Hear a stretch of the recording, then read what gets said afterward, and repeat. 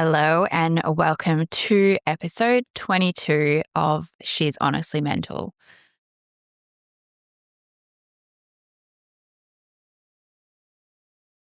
I have just finished this most beautiful, grounded breathwork session.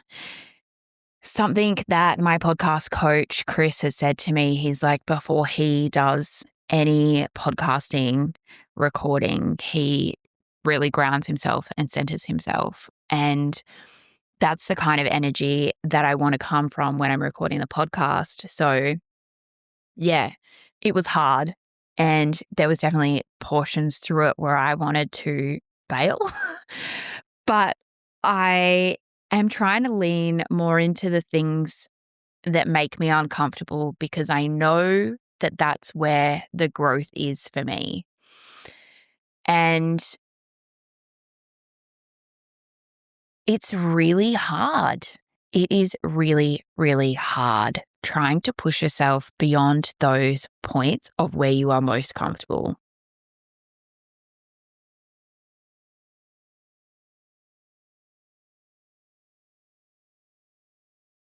I feel so chill. I feel so chill and relaxed, and it's very odd because this last week, I tell you what, has been a mission. I recorded the new format of the podcast for the first time last Friday. Today is also Friday. It's Good Friday here in Esperance, well, in Australia. See, I'm so zen. It's Good Friday here, and I recorded the podcast last week, and I was so pumped. I was so nervous. It took me an hour to kind of set up the studio. Once I had it set up, I did my breathwork session. I sat down and started recording it, and the recording didn't work. So I was really bummed. And then I went and did a couple of things. I changed some settings on the cameras, came back, re-recorded it, and it was perfect. And when I I thought, right, cool, I'll smash out a second episode because I was feeling so lit up. And I got a phone call from a friend and I answered it, and it was her husband. And my friend has been in this situation lately where she's been really, really struggling with her mental health to the point that she's in that mental health crisis kind of situation.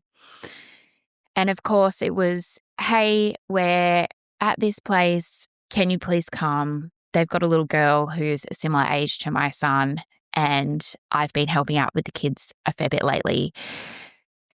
And I said, absolutely, I'll be there.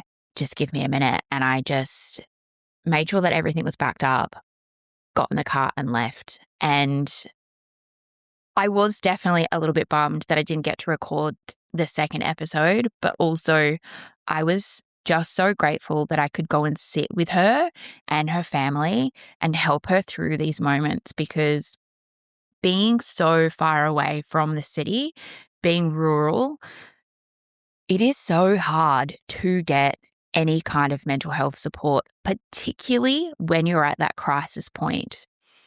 And this is what really fucks me off with mental health, with the system, is that there is still such shame around anything to do with mental health. And I still get it.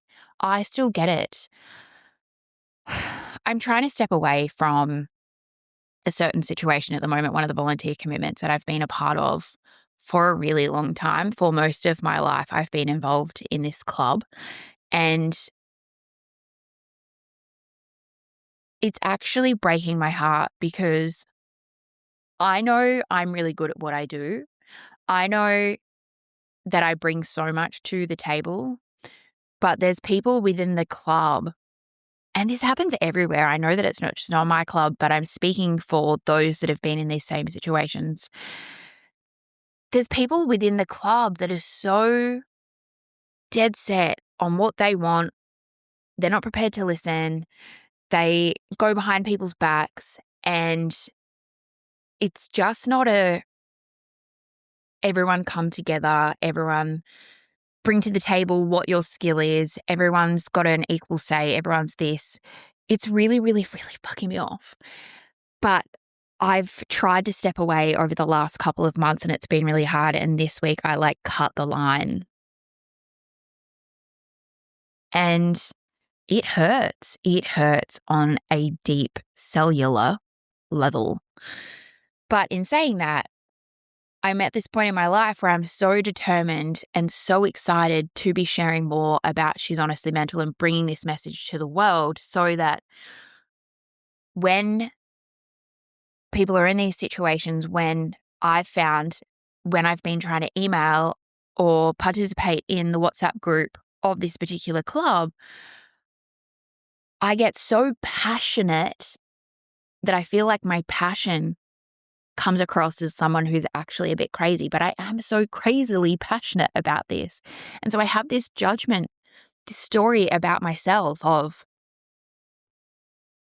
the more I am passionate about it, the more I'm so dead set on what I'm trying to do, the more it comes across that I'm crazy. And I'm telling myself that. And as someone that is so self-aware, I'm like, what are you doing? What are you doing? So for me, there is still those stories that come up for me sometimes of being like, oh yeah, whatever I say I'll do. If I say that I'm trying to take a break because my mental health is really struggling, I feel like there's still that friction of she's actually crazy. So I just wanted to normalize that and even though I'm someone who still sits on this platform and still shares my stories around mental health, I still feel like there are moments where I'm crazy, but I think I need to change the language around that of I'm just super fucking passionate, but I'm also brutally honest. And until the world changes the perception of how we see mental health, I don't really know the answer.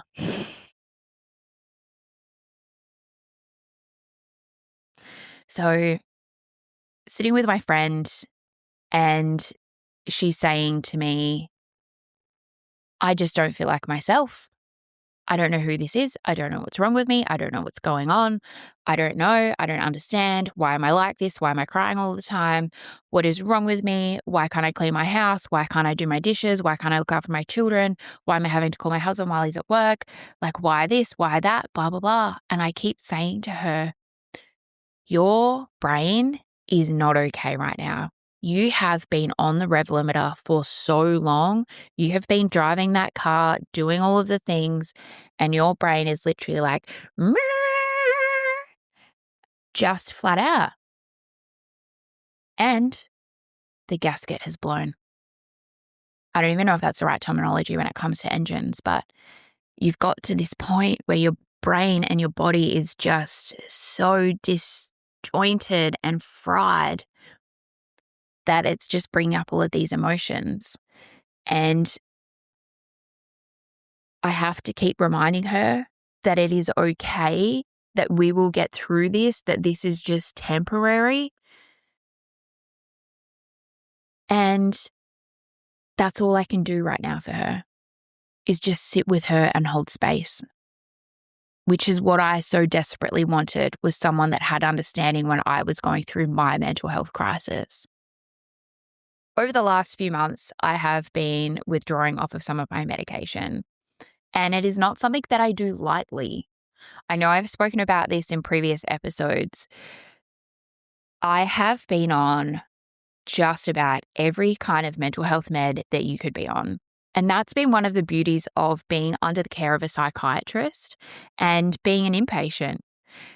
There is the resources in facilities, particularly when you are so far away from help or people that are experts in the area. Being an inpatient is such a blessing because they're able to sit with you and talk to you and get you the help that you need thick and fast. And I decided with my psychiatrist a few months ago that I would like to trial coming off of some of my medications. And one of them has been a mood stabiliser. About 2 years ago, I went back on a mood stabiliser. And it was at a point in my life where I was hitting another crisis point. There was some things going on that are not fun. You know, having a business with your husband, working with him 24/7, trying to hold everything together. And at that time, we had a 1-year-old who had had some medically complex issues. And so we were both so fried and we were not in good headspaces. And I knew that the way that my body was and the way that I was behaving was not ideal. And I knew then that I needed to get some help really quickly. And I think this is the difference when you're in a situation where you've got really good private health, where you actually have funds to be able to support you to get the help, because these appointments are not freaking cheap. This drives me crazy. And again, I have an understanding of what needs to be done to get me that help, makes it easy.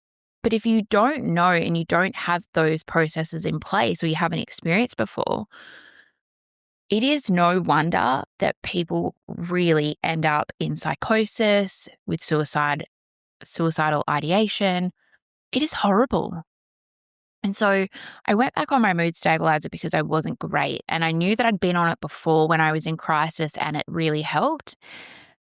And when I spoke to my doctor about 6 months ago, I said, look, I feel like I'm in a really good place. I would like to trial coming off of it. And I'd been sick on and off for a few weeks and I hadn't really been taking my medication properly. And I said to him, let's halve it. And he said, yep, absolutely. Let's give that a go. So I tried it and I officially came off of it about 2.5 weeks ago. And I was fine. I was totally okay. And then about 4 or 5 days after I'd finished my last dose, the withdrawals hit so hard. I'm talking full-blown migraine, dizziness, brain fog, lethargy, tired, just exhausted. And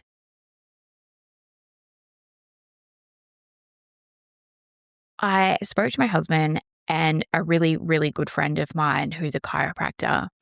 And I said to both of them, I feel mentally stable. I feel mentally okay, but physically my body is kicking my ass right now. And they both said to me, Corrina, you've made the right decision. You are okay. You are doing really well. Persist through these withdrawals and let's get you to the other side. And for some reason, I thought I might just try and make a GP appointment just to make sure that I'm okay. And I went and saw the locum GP and it was the worst fucking idea. I knew the moment that I walked in there and I sat down with this woman that going there and doing a check-in was the worst thing. She says to me, well, there's no problem with just going back on the medication. Why don't you try that? And I thought to myself, why have I wasted $130 on coming and talking to someone who has no idea about my background? But I just wanted some reassurance. She said, Corrina, give yourself permission to go back on the medication. It is fine.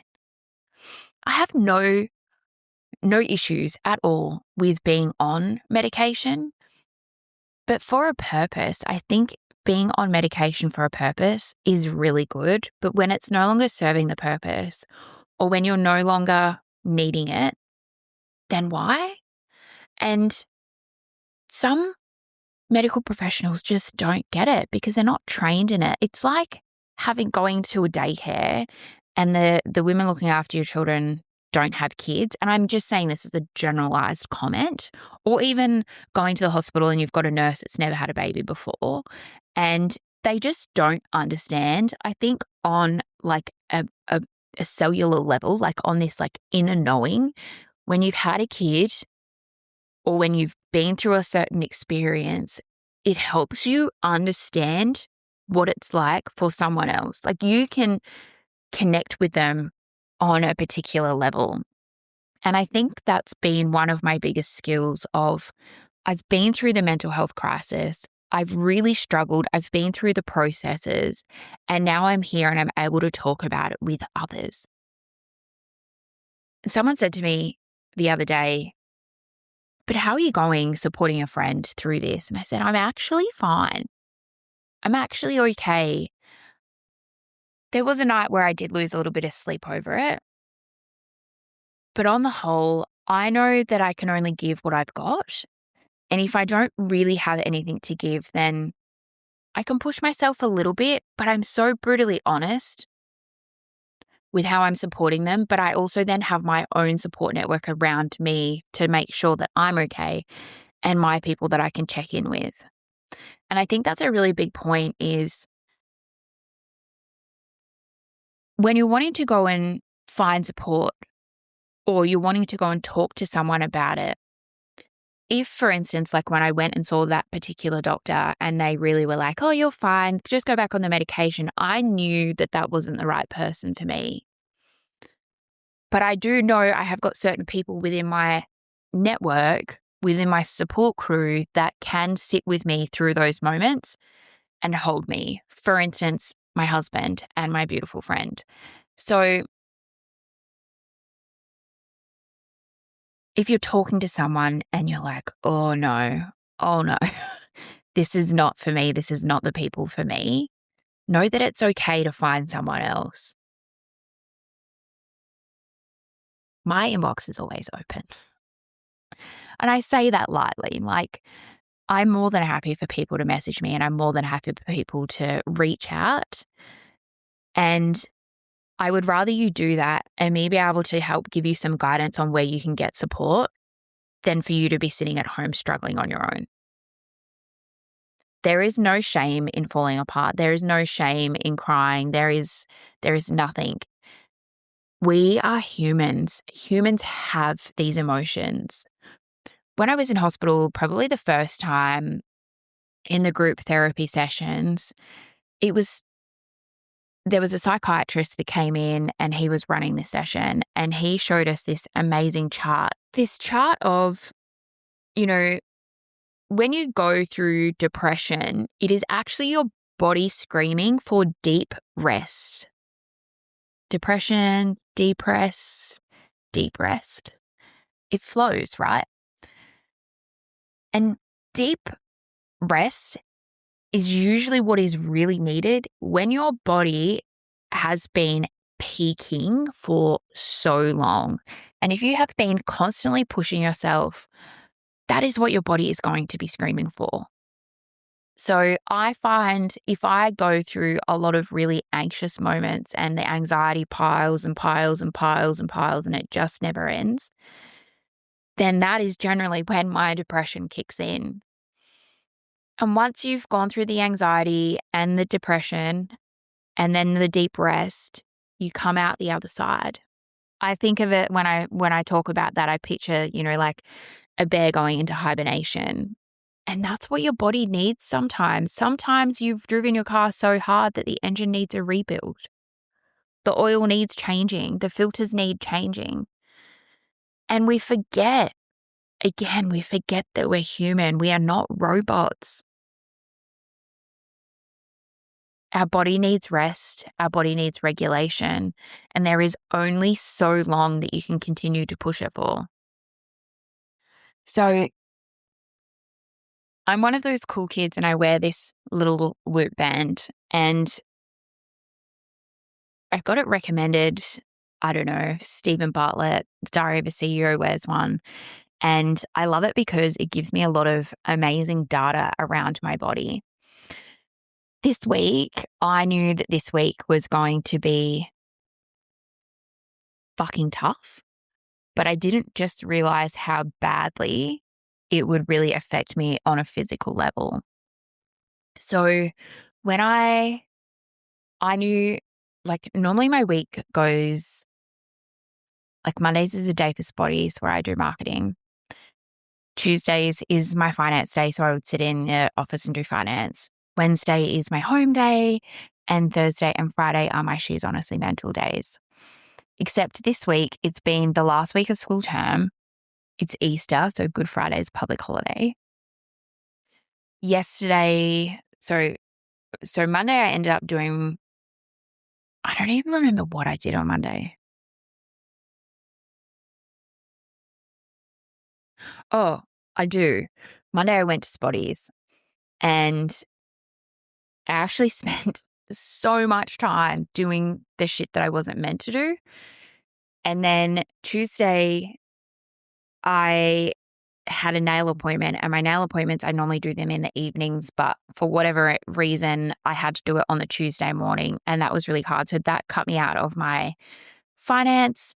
And I normally spend Tuesday mornings doing like a co-working call with Vicky, and she'll be working on her stuff, I'll be working on my stuff, and then we ask questions, and it works really, really well. Wednesday was the 4th birthday of my beautiful friend's bookshop, Dear Village. It was a lovely day. And even though I didn't need to be doing anything, I really wanted to be able to spend that day with her. So I spent Wednesday at Dear Village. And then yesterday was the last day of school. My eldest is in high school. He had his school sports carnival. And then my middle boy is in year 6 and he had the inter-school sports carnival.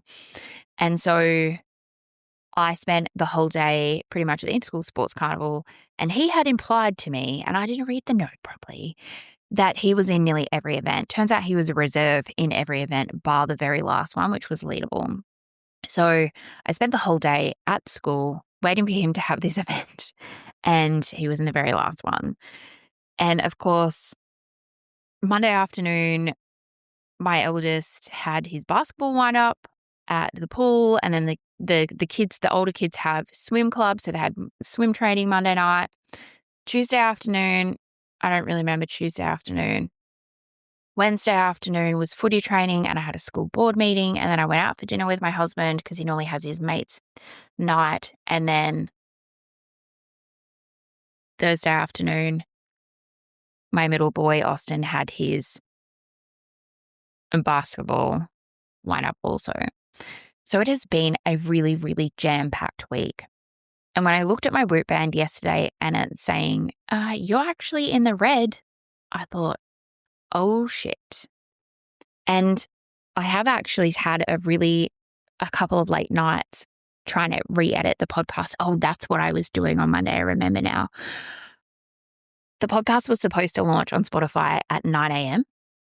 It was on YouTube at 9 a.m.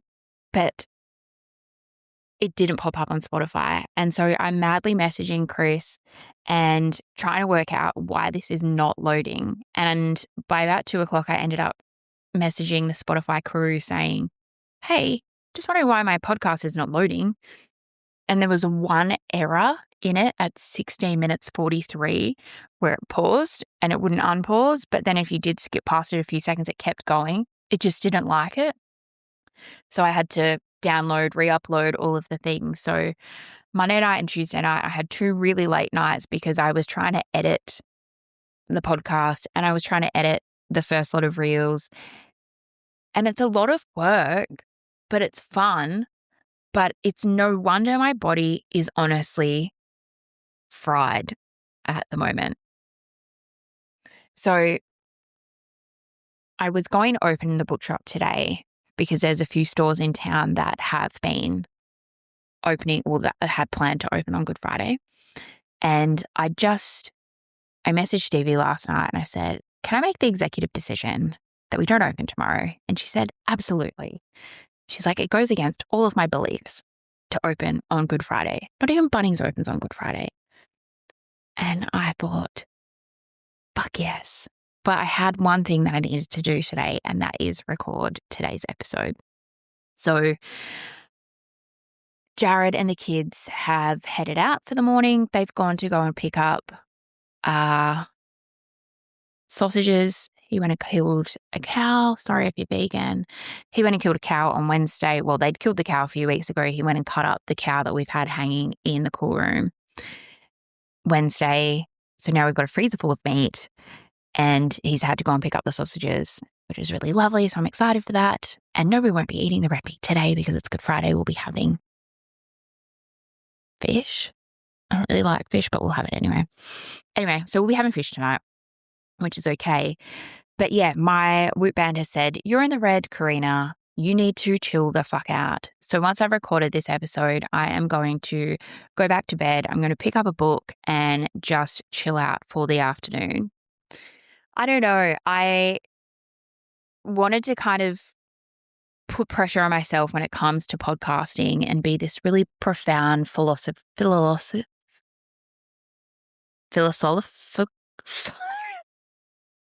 I don't know. Philosophical? Philosophical. I see these people podcasting and I think, Corrina, you're just waffling. But that's the point of She's Honestly Mental. It's really raw and it's me and I'm tired, but I'm here and I'm still showing up.